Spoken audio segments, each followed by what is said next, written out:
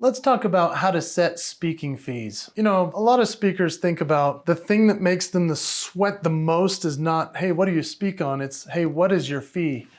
I've seen speakers crumple when somebody asks them their actual fee. I want you to know that for the last 20 plus years, I've been performing on stages around the world and speaking for the largest corporate events in the world as well. So I have a lot to say about setting your speaking fees. We're going to jump right in. I hope you enjoy.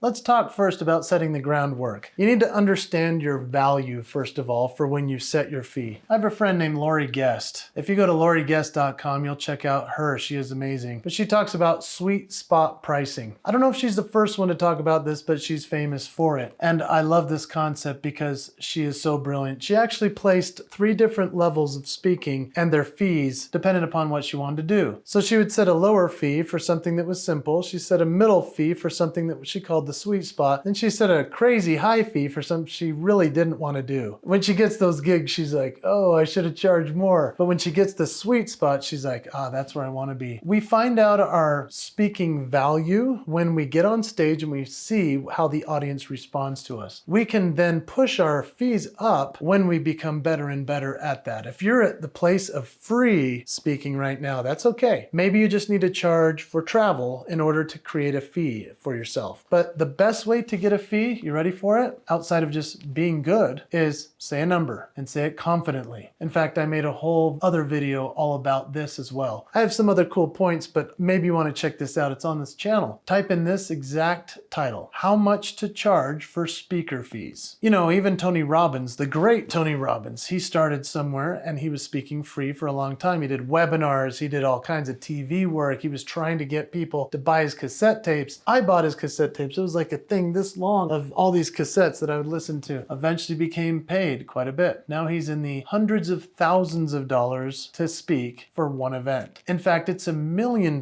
if you want him to come and speak at your event for an hour. Can you imagine? That's so cool, right? Maybe that's your aspiration. That's awesome. Go check out some more of Tony's stuff. But for now, let's keep on rolling. The rookie mistake is to be underpricing yourself. Don't underprice. You know, if you feel like you're free still, then that's okay, but don't be free forever. Start charging something. I know that when I wanted to start working with the Speakers Bureau, and I've talked on other videos about how to work with a Speakers Bureau and what they are, but I remember reaching out to a Speakers Bureau and telling them my fee. I think I was $2,500 at the time. And they laughed at me. They said, you're not enough for us to even book because you don't charge enough.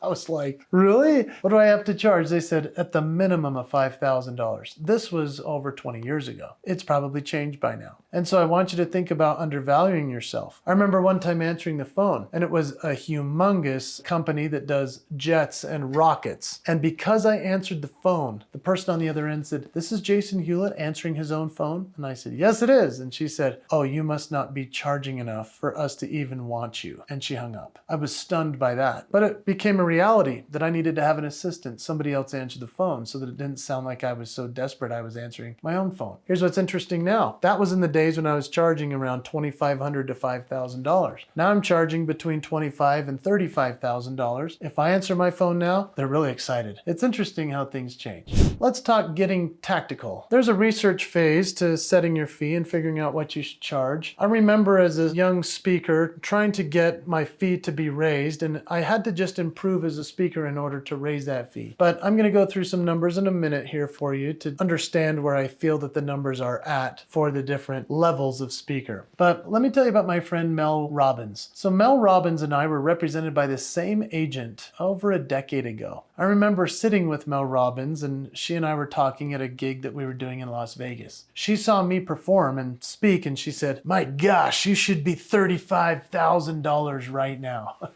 And I was like, I'm lucky to get $10,000. And she goes, you got to up your fee, man. If you know Mel Robbins, you need to go check her out, melrobbins.com. She wrote the 5-second rule. And she also gave a TED Talk about it. In fact, when she gave her TED Talk, Mel Robbins was a fairly unknown speaker, although she was a CNN journalist and she did other amazing things throughout her life. But when she gave her TED Talk, she did the 5-second rule as kind of a one-off at the end of the talk. And that's what exploded her career. She then realized it had legs, so she created the 5-second rule book. and the 5-second rule challenge that went around the world. She became a viral sensation. I remember when I talked to her in Las Vegas, she was in that kind of $15,000 to $20,000 range as a speaker back then, a decade ago. Now she charges $150,000 for an hour. That's because she realized that she could continually get a higher fee. She's worth it. Every single client that's ever booked her says, well, we could have paid you double. And so she's setting her fee still. And it's interesting to watch somebody go from my friend to now full-on celebrity and doing so many great things.